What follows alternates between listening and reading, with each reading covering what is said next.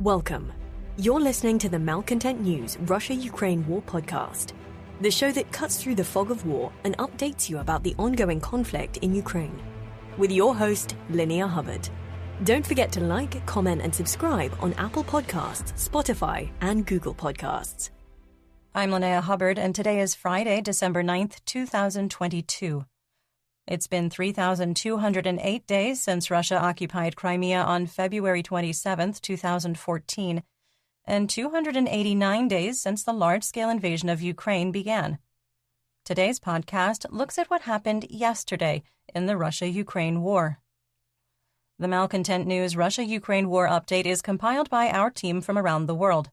Today's report includes information from direct contacts in Ukraine and their proxies, Russian Ministry of Defense reports, the General Staff of the Armed Forces of Ukraine reports, Operational Command South of Ukraine, open source intelligence, our in-house team of analysts and geolocation experts, and pro-Ukrainian and pro-Russian mill bloggers and social media accounts with a track record of trying to be accurate. We have one mission: to report the truth, because the truth matters. Let's start with our assessment of the current status of the war. First, our assessment was correct that the commander of all Russian forces in Ukraine, Army General Sergei Surovikin, would increase operational tempo at all costs to create a political victory, employing the same strategy as his predecessor, Colonel General Alexander Lapin, on the Soledar-Bakhmut axis. Second, we maintain that Russia is still conducting stealth mobilization, and it's almost certain that the second wave of partial mobilization will begin in January or February 2023, despite Kremlin denials. Third, we maintain that the threat of Russian forces in Belarus crossing into Ukraine has diminished further and is now a remote possibility during the winter months. Fourth, we maintain there is an extreme risk of continued terror attacks on civilians and civilian infrastructure through December 22nd. Fifth, we maintain Russia will not stop until the Ukrainian electrical grid and natural gas network are completely destroyed, or Russia's supply of missiles and drones is exhausted. Sixth, we maintain that the risk of a nuclear accident caused by the de-energization of Ukrainian nuclear power plants as a result of Russian electrical infrastructure destruction is possible. Seventh, we maintain that Russian President Vladimir Putin is facing more unrest outside the Kremlin, with the Russian information space outraged over the drone strikes on Russian air bases. Eighth, we maintain that Russian Minister of Defense Sergei Shoigu is reaching a point where his continued leadership of the Russian Federation Armed Forces is at risk, and that it will be politically difficult to blame Army General Surovikin, Commander-in-Chief of the Russian Aerospace Forces, for failing to defend Russian air bases. Ninth, we maintain that neither belligerent will institute a winter pause.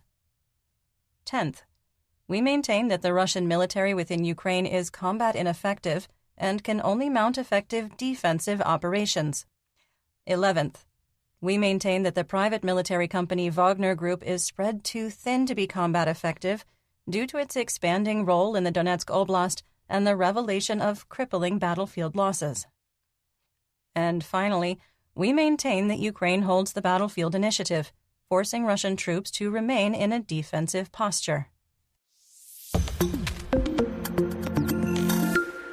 Let's get some regional updates, starting with the Donbas region in Luhansk. Weather conditions were poor in many areas of Ukraine, with a combination of freezing rain, freezing fog, sleet, and snow.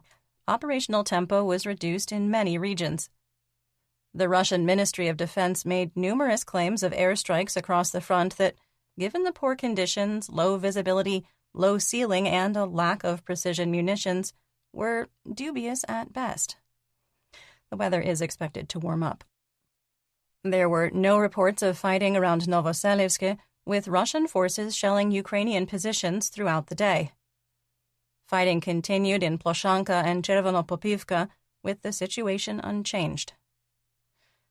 The General Staff of the Armed Forces of Ukraine, or GSAFU, reported troop positions in Pishane were shelled, indicating that even if Ukrainian forces were driven out of the town, they are mere meters from taking physical control of the P-66 highway ground line of communications, called GLOCs, those are supply lines. We move the line of conflict further east into parts of Piszany. Quick assessment here. While some Russian social media channels claim that territory is being taken back, mercenaries from Wargonzo left the Kremina region with only a terse sentence in their report, quote, "To the north, in the area of Krasnopopivka and Ploshanka, there were oncoming battles." End quote. Kremina is not at immediate risk, but based on all available intelligence, the Russian strongpoint is in a salient, with Ukraine attacking from the north and south. Not in the direction of Kremina, but flanking the Russian defensive positions from both sides. If Ukrainian forces are moving down the slopes of the ridgeline west of the P-66 highway GLOC, Russian forces will have an increasingly difficult time maintaining their defensive positions. Positional fighting continued east of Bilohorivka, the one in Luhansk. In occupied Luhansk, Pervomaiske was hit by rockets fired by HIMARS, according to the Luhansk People's Republic, or LNR, JCCC. Photos appeared on social media showing the damage, but no additional information was available. The LNR JCCC also reported that Rubizhne was hit by rockets from HIMARS and Svatovo was heavily shelled. In northeast Donetsk, the GSAFU reported that Spirne was shelled and hit by airstrikes, while the Russian Ministry of Defense and mercenaries with Rybar reported continued fighting. Attacks by the private military company Wagner Group on Bilohorivka, the one in Donetsk, and Berestova continued, with no change in the situation despite yesterday's claims of glorious Russian successes. Andriy Ilyenko's report on December 7th that Russia was throwing, quote, all combat-ready units of its army into the Bakhmut direction was accurate. Despite the poor weather conditions, fighting was very intense, and the situation for Ukrainian forces deteriorated due to the onslaught. We were correct in our assessment that the private military company or PMC Wagner Group's claim to have captured Yakovlivka was false. The Russian MOD inadvertently confirmed fighting was still ongoing in its morning report, while Rybar tried to backpedal, claiming cleanup operations were still ongoing. The somewhat more reliable Wargonzo reported fighting continued with little change in the situation. There were no other reports, and the General Staff did not mention Yakovlivka on the list of settlements where attacks were successfully repelled. The situation is likely very difficult and fluid. Fighting also continued east of Soledar with no reported changes in the situation. The situation southeast of Bakhmut has deteriorated for Ukrainian troops in the last 24 hours. Combined Russian forces have secured the stronghold at the T-504 and E-40 highway junction and have advanced to the garbage dump. Ukrainian forces have fallen back to the outskirts of the city. PMC Wagner did advance further east during the fall, with fighting reaching the ponds and dams separating the eastern edge from the urban center. Russian forces are using the same tactics they used to capture Severodonetsk and Lysychansk, which left the Russian army combat destroyed while celebrating a Pyrrhic victory that crumbled 2 months later. The attacks destroyed the 1st Army Corps of the Donetsk People's Republic, the 2nd Army Corps of the LNR, and Chechen Akhmat units, which have only played a minor role in Ukraine since early July. Russian and PMC Wagner commanders push waves of Mobiks and penal unit conscripts into Ukrainian lines, alternating with heavy artillery barrages. The tactic is to obliterate everything so nothing is worth defending and forcing a retreat. Fighting continued 4 kilometers south of Bakhmut in Opitne, with no change in the situation. Ukrainian forces repelled an attack on Klishchiivka, and Wargonzo reported continued fighting in the area of Kurdyumivka. In southwest Donetsk, poor weather and an intense focus on Soledar Bakhmut likely contributed to a reduction in operational tempo. Elements of the DNR 1st Army Corps retook the southern edge of Vodiana after being pushed out late last week. Fighting continued in Pervomaiske, with DNR separatists pushed further east. A video released by Russian sources as a "see how good we are at war" flex revealed that Ukrainian forces are operating in the area of the monastery in Pisky. From 50 to 56 seconds, artillery strikes on the already badly damaged monastery were recorded, with the video showing that the pond adjacent to the complex is frozen solid. Given the known weather conditions, the video is at least 2 days old. We've coded Pisky as contested, with Ukrainian forces re-establishing a toehold in the northwest corner near the E50 highway. This comes 24 hours after our favorite FSB colonel, convicted war criminal, Kremlin pariah, and former Mobik Igor Girkin-Strelkov wrote a blistering assessment of the ongoing special military operation. On his Telegram channel, he broke down the Russian efforts in Ukraine into 9 phases, writing for Phase 6, quote, "An amazing and inimitable months-long frontal assault on enemy positions in areas prepared in advance by Ukraine, culminating in the capture of the most powerful fortress and the most important city of Ukraine, the urban settlement of Pisky." End quote.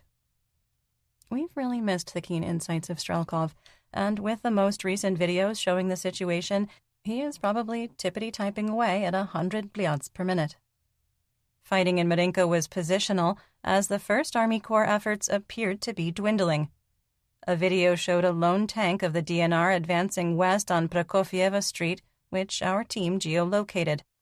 The tank was east of the slag heap and just west of the Minsk II border between the DNR and Free Ukraine. The area has been obliterated compared to the September Wargonzo video filmed in the same region. In that infamous video, pro-Russian troops declared it was time to leave at, quote, "maximum speed," after the drone they were flying had been taken over by Ukrainian forces using electronic warfare.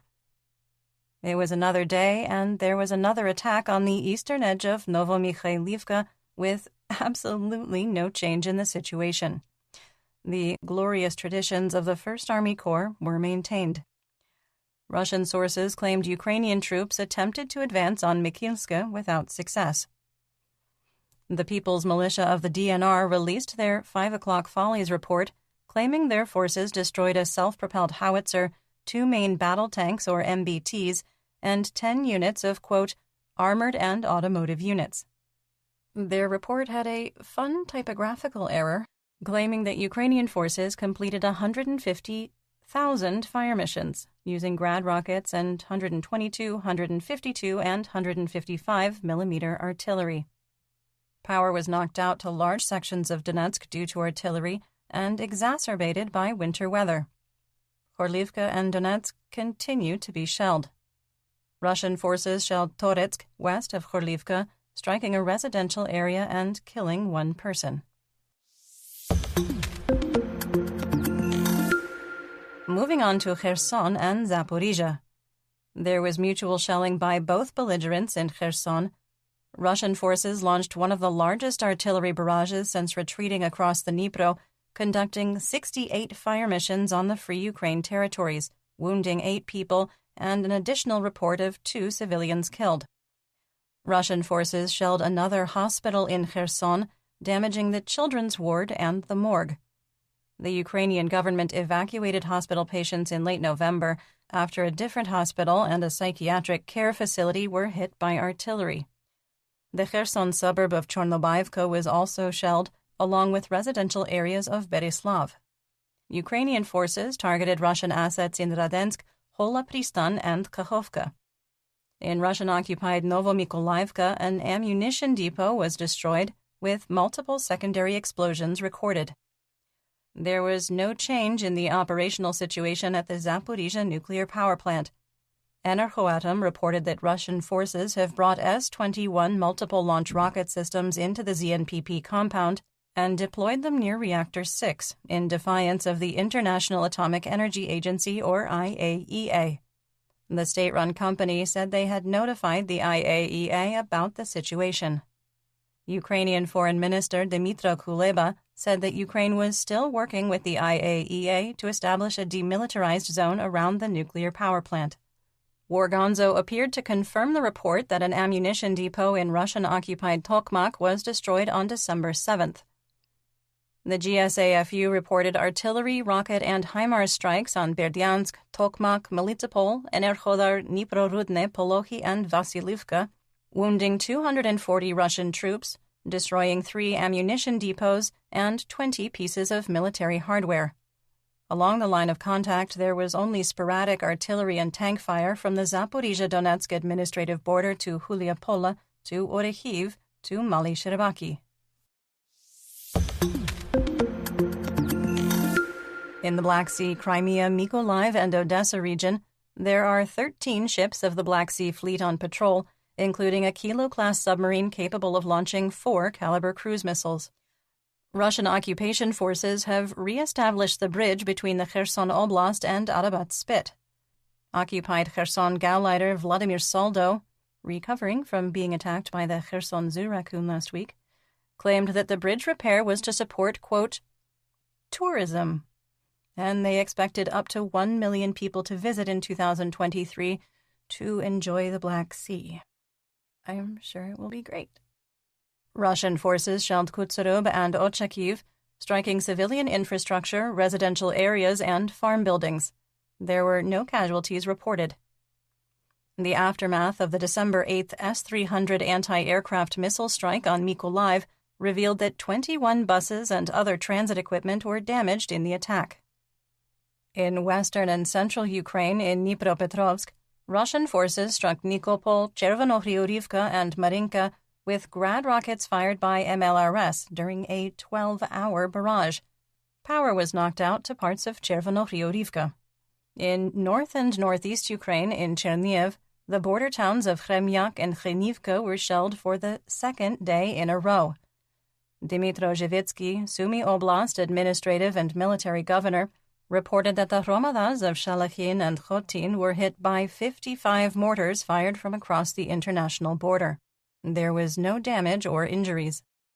Kharkiv was hit by an S-300 anti-aircraft missile used for a ground attack, narrowly missing private homes and wounding 4 people.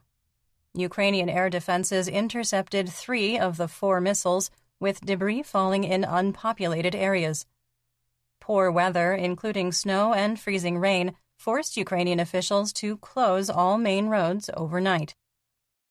You're listening to the Malcontent News Russia-Ukraine War podcast. Our team of journalists, researchers, and analysts is funded by readers, listeners, and viewers just like you. To support independent journalism, please consider becoming a patron. You can find us on patreon.com/Malcontent News. Let's talk about developments theater-wide and outside Ukraine. Well, I guess it was expected, but once again, it's been 0 days since the Kremlin has talked about nuclear war aloud. Sergei Ryabkov, Deputy Minister of Foreign Affairs of Russia, said that Russia's nuclear triad is, quote, at a high level of readiness, so the country's security is ensured. Quick sidebar. The nuclear triad is a superpower military doctrine of having nuclear weapons delivered by ICBMs, aircraft, and submarines. The 3 pieces of the triad work together to provide options for a number of scenarios.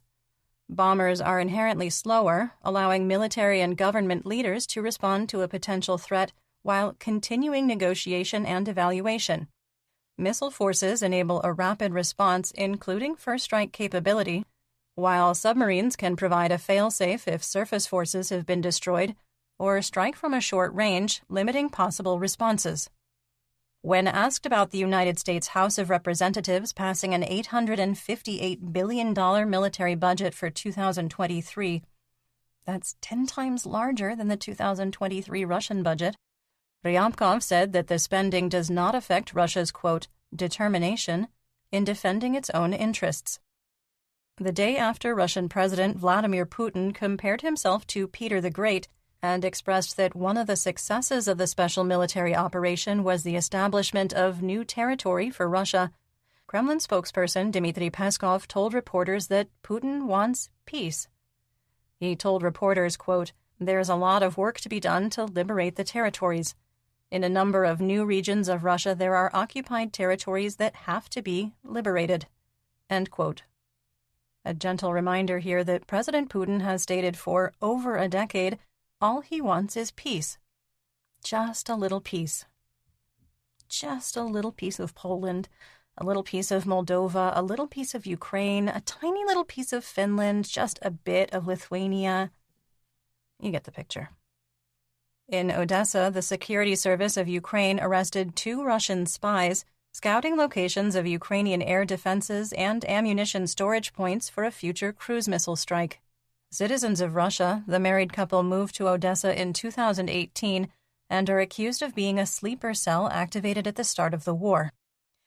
The United States Joint Chiefs of Staff, General Mark Milley, said that President Putin has lost on all fronts, and Ukraine can continue to take the initiative over the winter months, telling reporters, quote, "There is still a lot of fighting ahead, but at this moment, the situation on Earth is such that the lines are stabilizing, and with the onset of winter, everything will slow down a little. Then there will be a potential opportunity for an offensive. Let's see what happens." End quote. Slovakia announced it would restart production of 120 and 155mm NATO standard mortar and artillery shells. Slovak Foreign Minister Rostislav Kačer told reporters that the country has the capacity and facilities to start manufacturing between public and private partnerships, and they are working on starting production. Kačer also announced another aid package that included small arms and, quote, large caliber ammunition, winter weather gear, and other military equipment. Social media reports claimed that Slovakia was also providing fighter aircraft. That is not correct, and the error was caused by AI-based translation software. South Korea donated 100 Sangyong Muso crew cab pickup trucks and several mini excavators. The United States has started the transfer of M1117 armored infantry vehicles to Ukraine, with a train carrying 37 units spotted in Romania. There's an editor's note here from David. It says, quote, "On November 16th, I personally saw a military convoy of M1117 vehicles towing M777 artillery pieces between Seattle and Portland, and M1117s towing trailers with large generators. I did not share my dashcam video or report my observations to respect operational security." End quote. Reporting the brutalities of war while trying to balance a degree of snark and humor so we don't break your souls is more difficult than most people realize. We are constantly trying to find that balance, and sometimes we don't. But sometimes it finds itself. The Ukrainian SBU released a photo of a group of people being questioned for possible espionage-related activity, and the suspects' faces were blurred out. It's likely that before the photo was published, an AI-based tool was used to identify faces and pixelate them. Anyway, I encourage you to check it out on the Ukrainian SBU Twitter, or of course in our full situation report on Patreon, and maybe take a look at the cat. Speaking of questioning things, let's talk about Russian mobilization. What happens when you take thousands of convicted criminals from Russian penal units, give them military weapons and no training, and send them to a war zone? Chaos. Chaos is obviously the answer. Chaos is what happens. Penal units are rebelling in larger groups against their commanders, surrendering and begging not to be returned to Russia, and suffering from low morale. I cannot imagine why. In less than a month, the first group of surviving PMC Wagner penal mercenaries will have completed their 6-month contract and will be looking for their ticket home, a full pardon, and their bonus pay. Combined with a lack of rehabilitation and PTSD, sociologists worry this is a recipe for disaster in the Russian Federation as the pardoned so-called heroes return home. On November 30th, east of Donetsk, 21 Mobiks deserted with their weapons, including 13 members of a penal unit. Russian commanders ordered the arrest and extrajudicial execution of the rioters, and by December 5th, all had been captured and given their punishment. Oddly enough, the brutal and punitive motivation program isn't working. On December 7th, another platoon of 20 prison Mobiks deserted with their weapons near Donetsk. Security officials got into a firefight with at least some of the group, killing 3 of the AWOL Mobiks. The other 17 are still on the run. On the subject of psychological care, Russian mill blogger Older Than Edda lamented there is an acute shortage of qualified psychologists in the Russian Federation. The Russian government has launched an online education program that provides psychology certification in a year, including 400 hours of clinical time.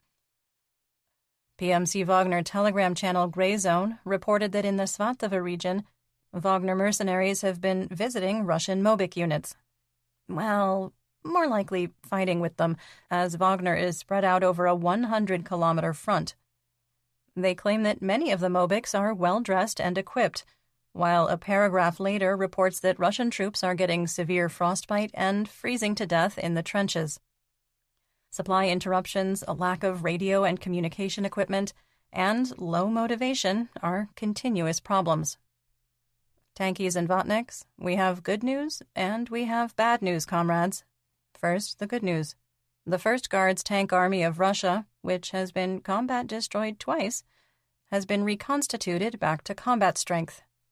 The bad news? The unit is grossly understaffed, and thousands of the replacement forces are poorly trained Mobics. This elite force, which was meant to defend Moscow in a theoretical NATO invasion, has lost over 500 main battle tanks and other combat vehicles since they were first deployed into the Kharkiv Oblast in early March.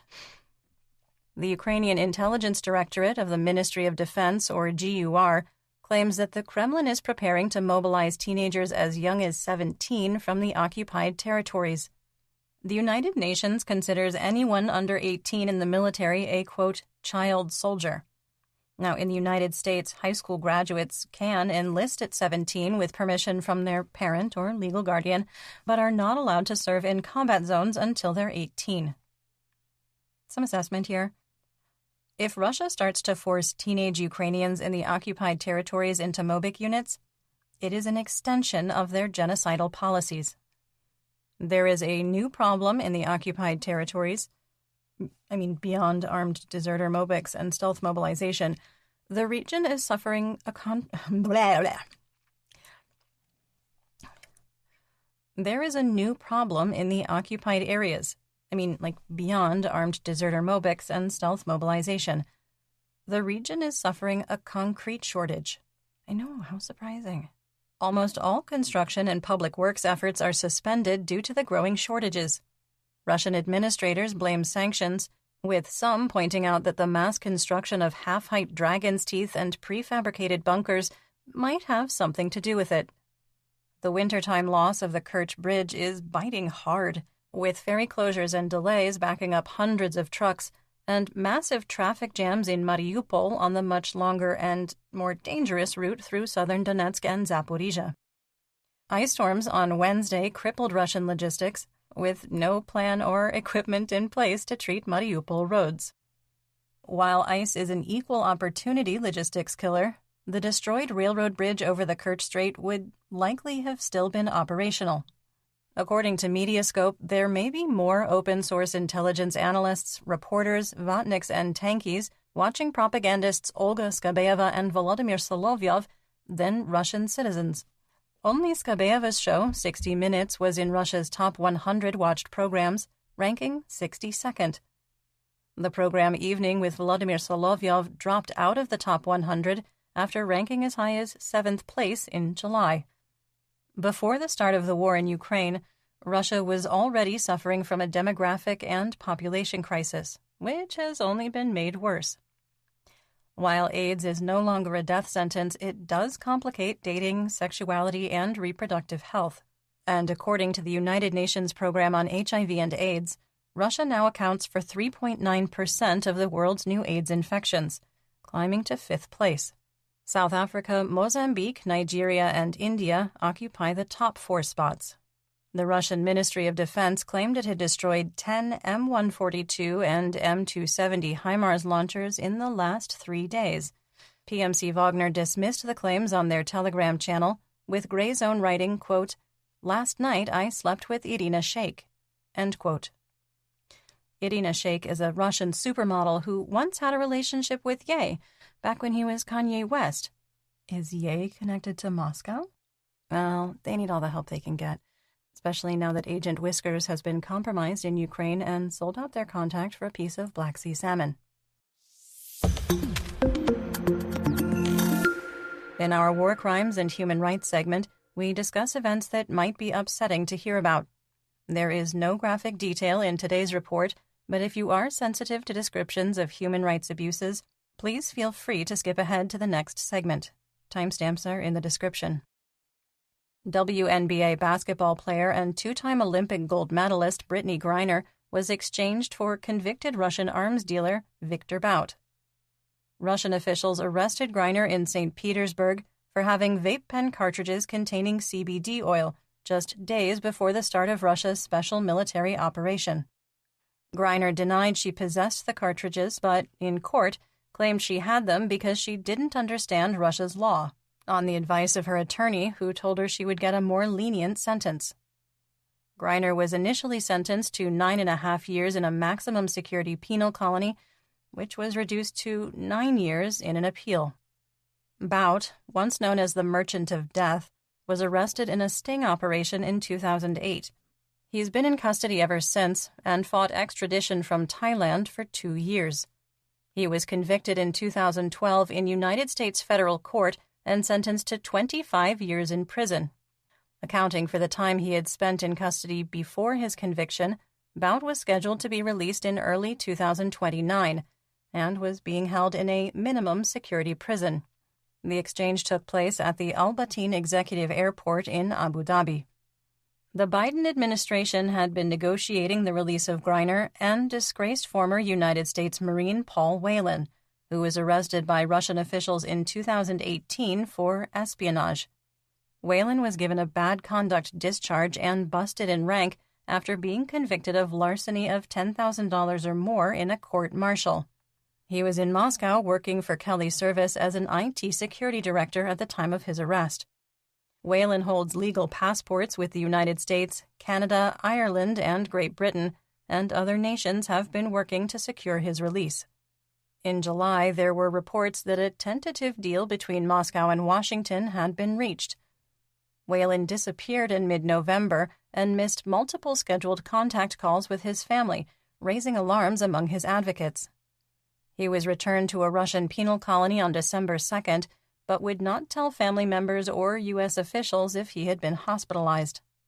United States citizen Mark Fogel remains in the Russian prison system after his August 2021 arrest and summer of 2022 conviction for having 17 grams of medical marijuana in his luggage.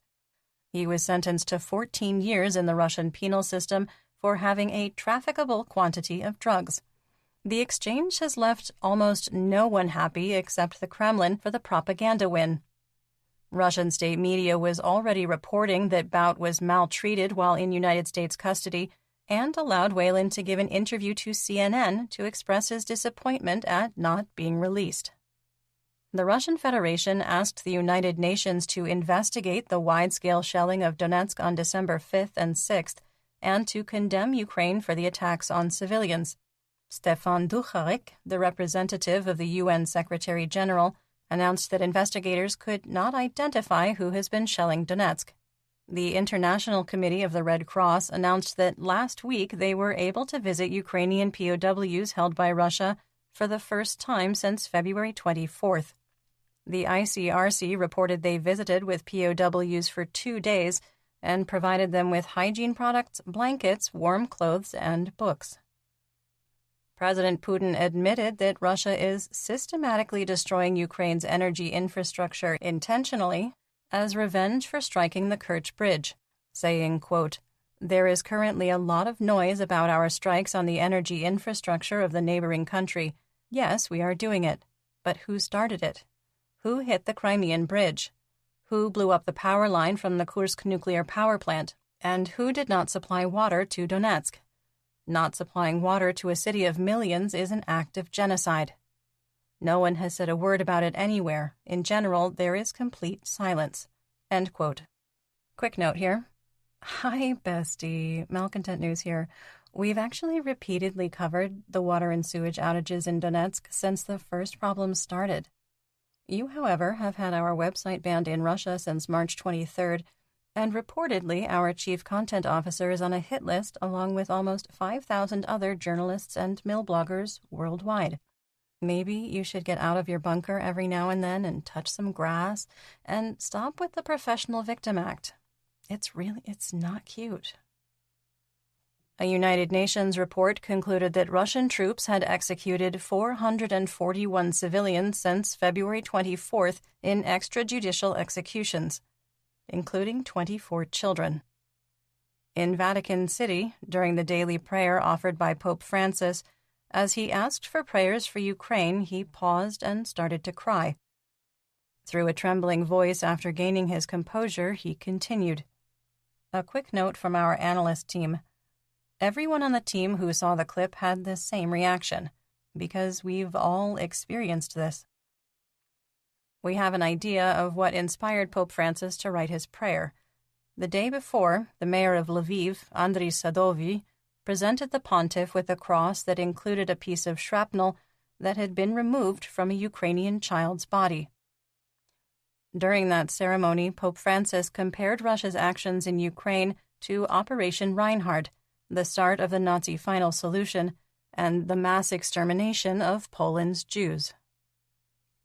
Serhiy Haidai, Luhansk Oblast administrative and military governor, reported that Kadyrovites in the occupied territories are kidnapping Ukrainian children for, quote, re-education in Chechnya. So far, over 100 teenagers have been sent to the Russian Federal District for, quote, patriotic education. The United States Foreign Relations Committee adopted a resolution recognizing Russia's actions in Ukraine as genocide.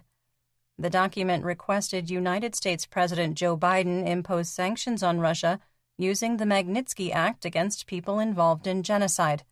The resolution is non-binding.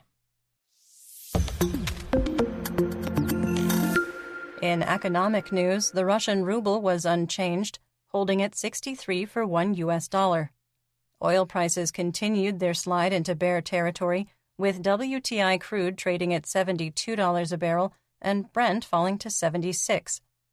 United States wholesale RBOB gasoline on the spot market dropped again to $2.05 a gallon or 54 cents a liter, reaching the lowest price point since March 2021.